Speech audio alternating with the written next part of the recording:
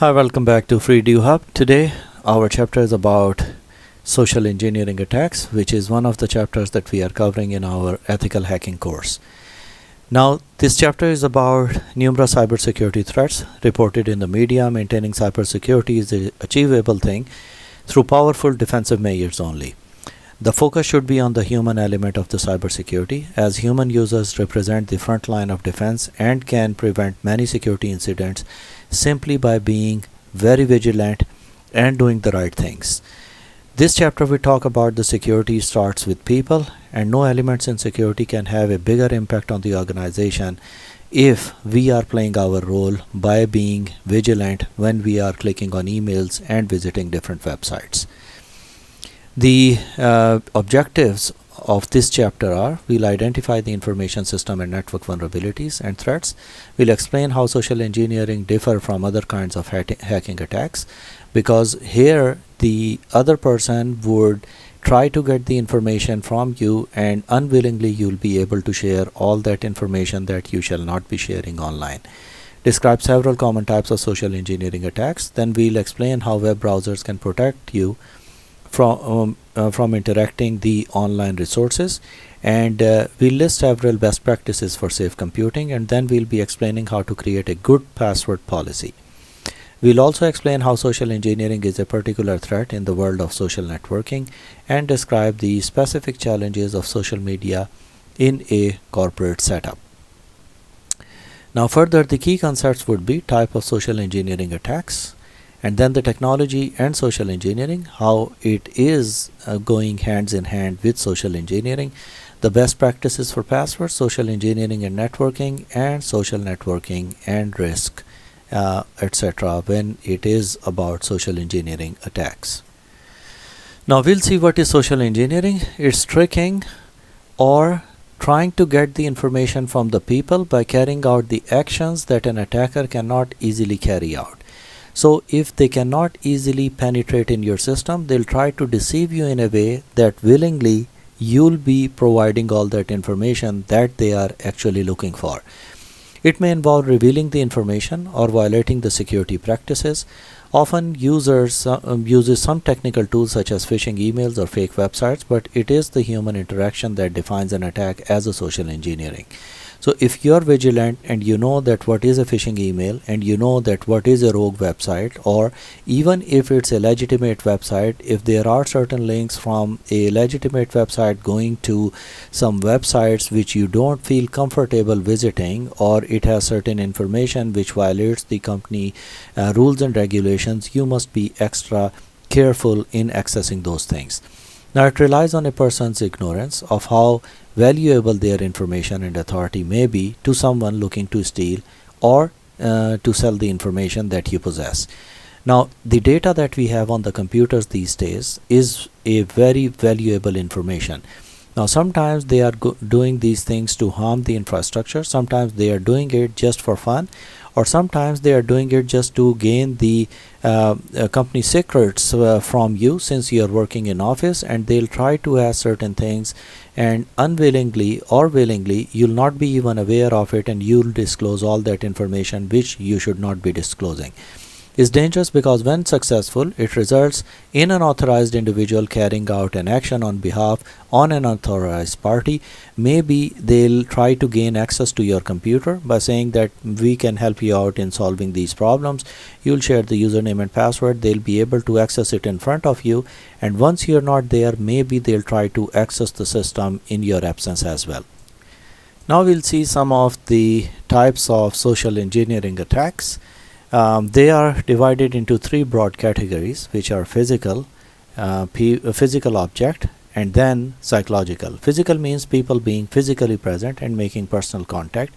They'll pose as if they are coming from a reputable company, but they are actually digging the information and trying to get some details about your organization. Maybe they'll appear as a contractor, or maybe a salesperson for a specific product that you're using, and then they'll try to gain some information that what are your plans and what is your budget for the next purchase orders. For example, if you are going to purchase certain laptops or computers, they'll try to gain the information that which vendors you are focusing and how much budget do you have for those things.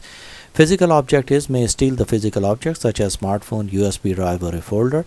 So they'll take all those things, and you know that since the data and personal information is saved on those objects, and even if you'll delete it, it still remains over there, and then they try to gather that information and to get some information about you, your personal life, or the organization itself. Psychological means that some attackers may be psychological in nature or use the elements both. So they'll try to persuade you psychologically that you'll not even feel like they are trying to gain some information from you, but they'll be able to extract all that information from you. Now, if we'll further talk about the social engineering attacks, they are divided into phone-based attacks, dumpster diving, shoulder surfing, social media, for example, Facebook, LinkedIn, etc., persuasion, or reverse engineering attacks. So if we are talking about phone-based attacks, it involves an attacker impersonating a trustworthy person on a phone to gather the information or carry out actions. The success of this attack relies on the victim's desire to be helpful. In some cases, the attacker may even try to call you from within the same organization as a victim to endanger even a greater trust. And people training can help prevent in these type of attacks, particularly in avoiding the common problems with internal and the business telephone systems. Then we have dumpster diving. In dumpster diving, these people would look into the corporate trash or containers looking for valuable information such as contact list, internal memos, calendars, and printouts, and important documents. The information that is not shredded can easily fall into the hands of the attackers, making it essential to properly dispose the sensitive information that you have in order to prevent it from being used as a social engineering attack. Then we have shoulder surfing. In shoulder surfing, they'll try to record the personal information or the PIN number once you are entering it on a, for example, ATM or a gas pump. They'll also use a camera to record the code and combine it with the hidden card skimmer that reads the card number and for every victim whoever is using that specific ATM. The attacker can then synchronize the data with the recording of the user entering the PIN number, so they'll get the PIN number from there, and then they'll try to withdraw the money from the ATM card, or they'll generate a similar card like that. It's important for people to be aware of the surroundings, that who is standing nearby, or if they can easily see what you are entering. Pay special attention to the keypad when you are entering the PIN on these devices. Then we have social media, which is Facebook, LinkedIn, Snapchat, Twitter, and others. In social media, the increase of the social media engineering attacks is increasing because most of us are using these profiles like Facebook, Instagram, and all those other things. Hackers use the phishing messages, for example, fake online forms and other means to gather the information from unsuspecting victims. And they commonly use social media information to personalize the attacks. Now, since they are aware of you, that the places that you have visited, your interest, the things you are mostly interested in buying, the places you are interested in going, so they'll craft the messages in a way that would look like illegitimate, but actually they are targeting you using the information that you have posted yourself on your social media profiles. This makes it difficult to identify attacks because the personalized messages seem to be coming from a person which is familiar to you, or which is the primary method of social engineering attack. It is used to build the relationship or the trust with the victim and then try to unfold that what they are actually trying to get from you. Then we have persuasion. Now, in persuasion techniques, it's basically rely on the psychology to get the victim to take an action. For example, the attackers use the techniques such as friendliness, trust, or empathy to persuade the victims into doing something they want to do. Now, they may collect a small amount of information about the victim from multiple sources to avoid being a bit suspicious. So the things that they are talking to you about that would relate to you based on your social media presence. Sometimes attackers hold valuable items such as computers or even people hostage to obtain their desired information or money in return. Otherwise, they'll keep on blackmailing you. Then we have reverse social engineering. In reverse engineering, a person would pose to be that he is coming from a reputable company. For example, if you are using Oracle databases or SQL Server, etc., the attacker would research about the systems that you are using, the applications which are in place, and then they'll carefully craft their social engineering attack, and they'll appear as an advisor or a technical support guy, and they'll try to convince you that if you are having these issues, they are quite common and basic issues, so if you want any help, I can help you out. And then they'll ask you to download an application through which they'll be able to assist you remotely, and mostly those applications are rogue applications which would open a backdoor for them to access your computers in your absence. And this technique is usually targeted towards the huge organizations in order to collect the data from their computers. Next, we can see that how can we use the technology and social engineering. The browser as a defense against the social engineering attacks can be used in most of the cases. Now, why browsers are important? Because we are accessing the internet through the browsers, and social engineers use the similar technical tools and as the hackers use, and they'll threat the user's computer with malware, spyware, adware, viruses, worms, Trojan horses, ransomware, scareware, and tools similar to that, and they can pose a problem to an individual and organization that rely on the internet. Despite of implementing the technological and administrative measures, security ultimately depends on the individuals, for example, the human users, and their ability to identify and defeat the social engineering attacks through proper training. Now, if you have all that information available, you'll be able to distinguish between the good information and the bad information which is available on these channels. The first thing which comes to our mind whenever we are talking about any browsers is a pop-up blocker.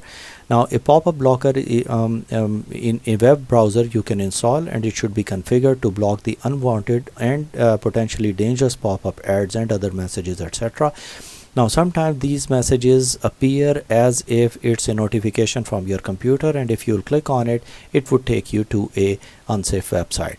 Then we have unsafe site warnings. For example, a browser should prevent any user from visiting a website that is fraudulent or untrusted or has any known security issues. Then we have integration with antivirus, anti-malware software, a basic security requirement for all the endpoints and the devices and servers to have an antivirus and malware protection installed, and they must be updated as well.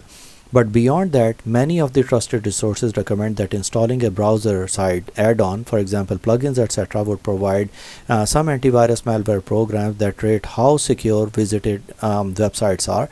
But in some of these plugins and tools, they are also available on those rogue sites that if you'll download it and install it in your browser, you don't even know that what sort of information it's actually sharing it on the internet.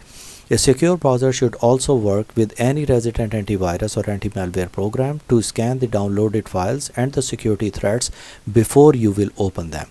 Then we have automatic updates. All browser operating systems and application software should be configured to allow the automatic updates so that securely it can defend you against any kind of viruses and things which are coming. So it should automatically update itself. It's not like you'll have to push the updates yourself. You must check the settings that if it is regularly updating its versions or not.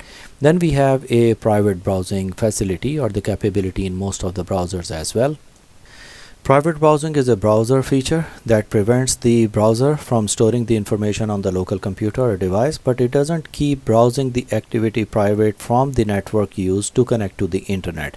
So if someone is sitting in the middle and they are trying to act as man in the middle and trying to gather all the information and the websites that you are accessing, still they'll be able to access that which websites actually you visit at a particular moment of time.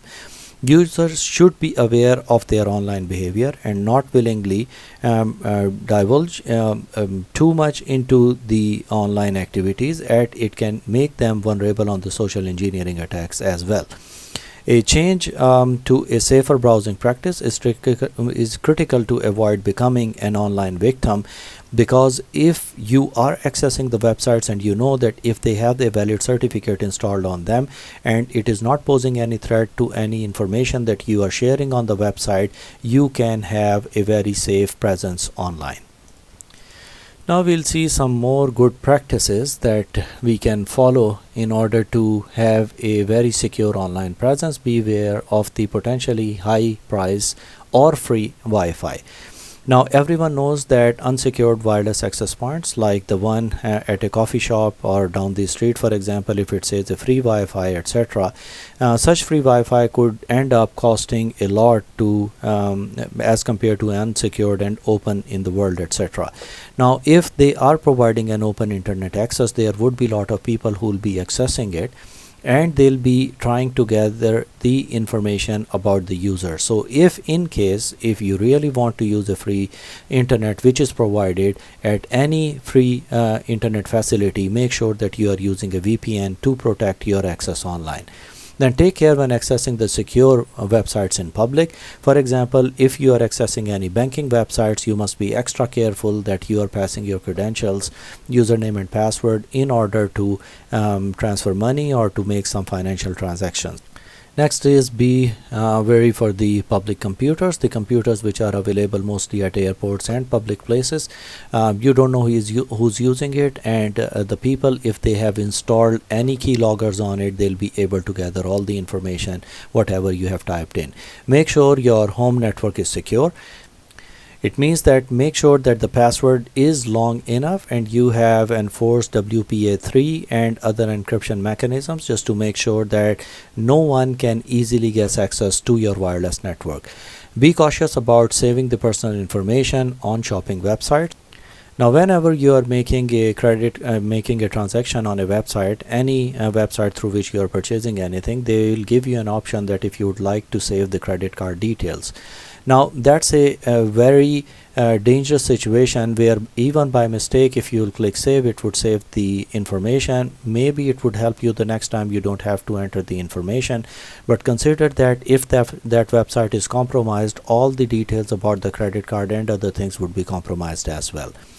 Then keep your personal information or personal computer personal, so that no one else is accessing your computer in your presence or in your absence. Now the problem in that is that most of the browsers are saving the passwords, and if you have saved all the passwords yourself, if someone is sitting on your computer and they are trying to access the websites on it, it would automatically fill in the details, or it would log them in by your account, and they'll be able to check all the information or the things that you were accessing. Do not install the software you don't recognize.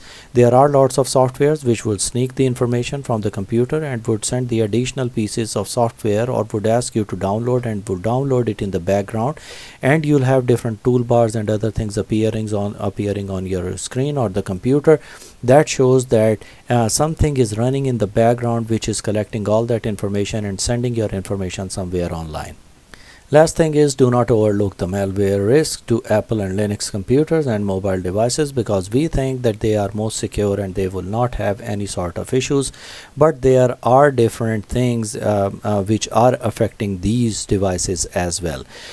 So if it is not costing any money, maybe it would be a part of a ransomware with the help of which someone can launch the attack to compromise your network.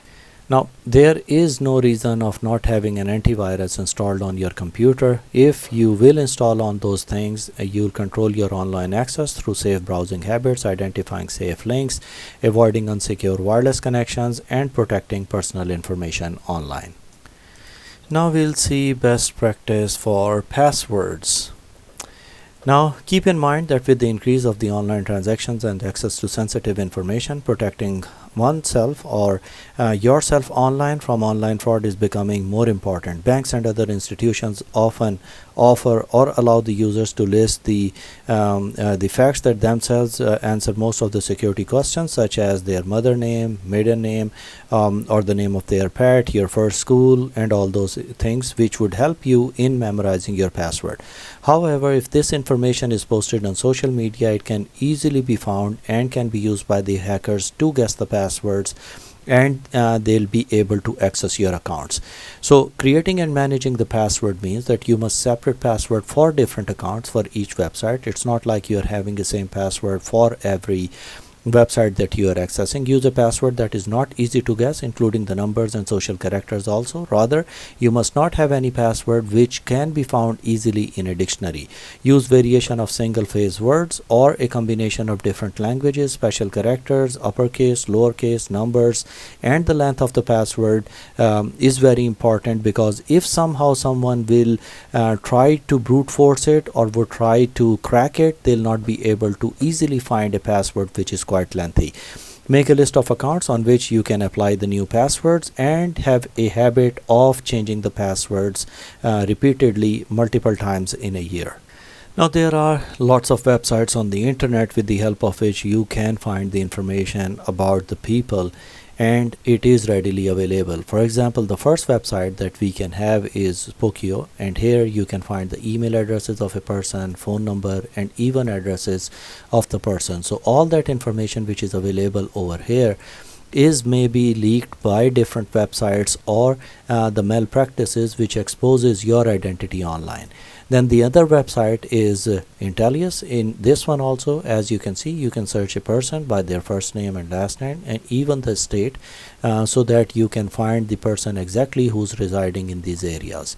Further, Ziba Search is another one where you can search the information about individuals. And lastly, a huge website which is People Search, and you'll be able to get lots of information about individuals on this website as well.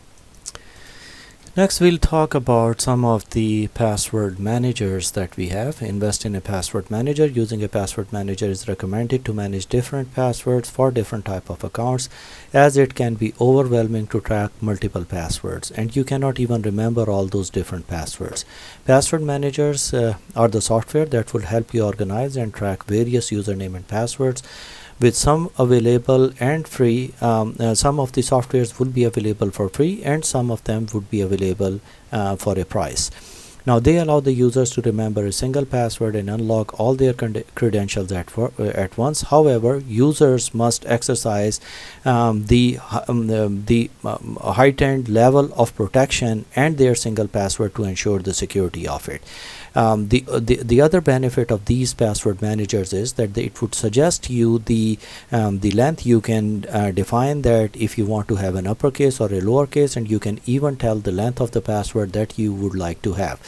Now, a password manager is a software that would organize all your username and passwords, and there are a number of good softwares which can be used for that.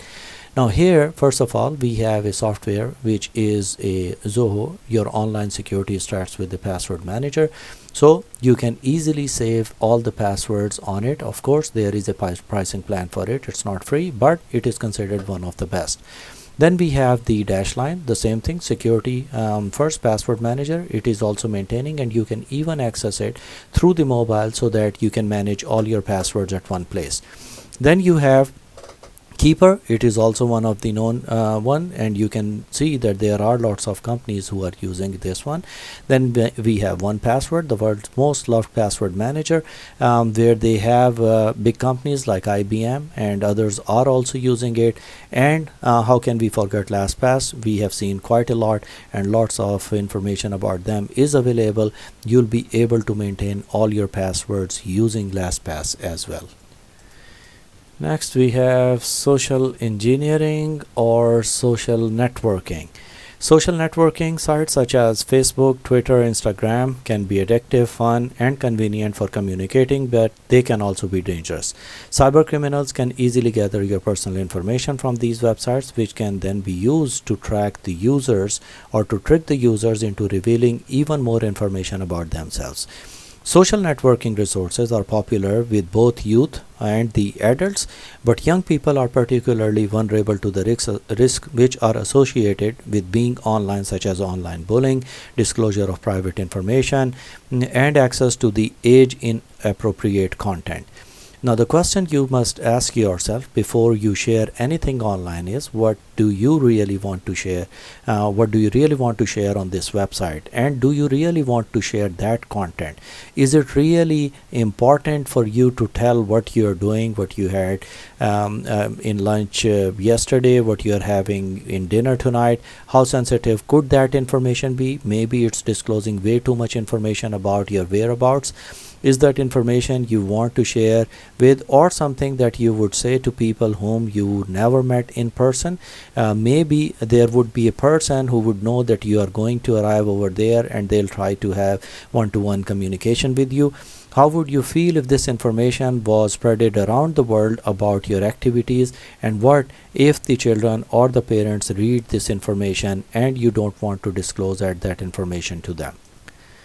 Now we'll see some of the risks which are associated with social networking. The convenience of collaborative and open sharing facilitated by Web 2.0 technologies has created a specific set of risks. Social networking users are often willing to share personal information, making it easier for the attacker to gain access to a wide range of information in one place. This provides attackers with one-stop shop for the information that you are posting. Now, how common are the scams and hacks on the social media network? So you must be aware of that, what they are doing and what techniques they are using in order to gain your information. What are the risks involved? You must be aware of it, that if you are posting that information, is it endangering you and your family members, or which scam should people be aware of? How are the businesses responding to these kind of social networks? So even if you are using this social media at your workplace, you are posing lots of confidential information about the organization online. Sometimes you're not even aware of the information which is being leaked out by the pictures posted of your workplace in those websites. Now we'll see some of the risks which are associated on social networks. Criminals view social media sites as a treasure trove of information and way to locate the or identify the victims. Twitter has had problems with worms such as spammers who open accounts and then post links sometimes of the popular topics or to the rogue websites that actually redirect the users to the content which is not quite appropriate. Many social media sites have been criticized for apparently criticizing for apparently poor security principles, etc. Now we know that Facebook have nearly 3 billion users, Instagram has 1.3 billion users, Snapchat is being used by 514 million users, and Twitter has 397 million users. So you can imagine the footprint of those applications and how easily your information can be leaked out to the social media platforms. Now there are certain things that you must look forward to, like mistakes you don't want to make on these social media profiles. First of all, don't use one password for all your accounts, so that if one account is compromised, you will be able to secure your information on the online social media platforms. So to say, if your one password is leaked out for Facebook, and if you are using the same password for Instagram or same password for Snapchat, etc., anyone who will get access to your Facebook, they'll be able to get the information from your other social media platforms as well. Do not share too much information. It means that if you are doing certain things, just try to keep it as private as possible. The ease of sharing information has made it a convenient place for the attackers to gather the personal information. Pay special attention not to share your travel plans, your birthdays, the place of birth, family trees, social media sites, and the other information that would lead to the identity theft, etc. Then do not engage in tweet rage. You must be extra careful when you're posting some things on the internet, especially when it comes to personal information or angry responses. It highlights the potential negative consequences of such actions and the importance of thinking before posting. Then we have protect your own brand. It is important to consider how social media postings can affect your career, whether you are self-employed or work for someone else, as both individual reputation and your relation with the client or the employer may be at stake because they'll be able to see your activities online. Then be ready to protect your corporate brand. Corporate brand is that the IT security personnel should be aware of the potential impacts of the social media on a company brand and reputation. They need to monitor the employees' social media activities to prevent data leakage and to ensure that the employees are not harming the company's reputation by making inflammatory or vague comments online. Some companies have taken action against the employees who have made such comments online. So next is scams to watch for in social media. Now, you might have seen this quite a lot on the internet, that if you want to hear some secrets about a celebrity or gossip, click over here. It's actually a clickbait which would ask you to click on a link to read the information, and you'll end up on a malicious website, and then it would be a link or something like that on it, which would convince you to click on and download the malware on your computer, and through that they'll be able to access your machine. Then it's like, I'm trapped in Paris, please send me some money. They'll try to just trick you that it is maybe coming from your close friend and he's in need and he's asking for money, so you'll end up sending some money to these accounts without realizing that whether it is coming from a legitimate source or not. Did you see the picture of yourself? So if someone would read that, they would be thinking that why my picture is available somewhere online and why I must be checking it. Maybe they got something out of my PC. So you'll click on that website and they'll take you to the rogue websites, etc. Then you'll often find test your IQ. Now when you'll go to these websites to test your IQ, they'll get your email address, your personal details, your mobile data and other things, and you'll take the quiz. Once you'll take it, then they'll ask you that you'll have to pay this much, or you'll have to log into this or download an application on your mobile phone in order to gather certain information. Further, join State University class of 2013 Facebook. They will get some information about your high school details or when you graduated, and then they'll try to send you a message that would look like that it's targeted for me, that yes, I graduated from that school and in that year, so I must be interested in joining that group, and you'll end up joining these things.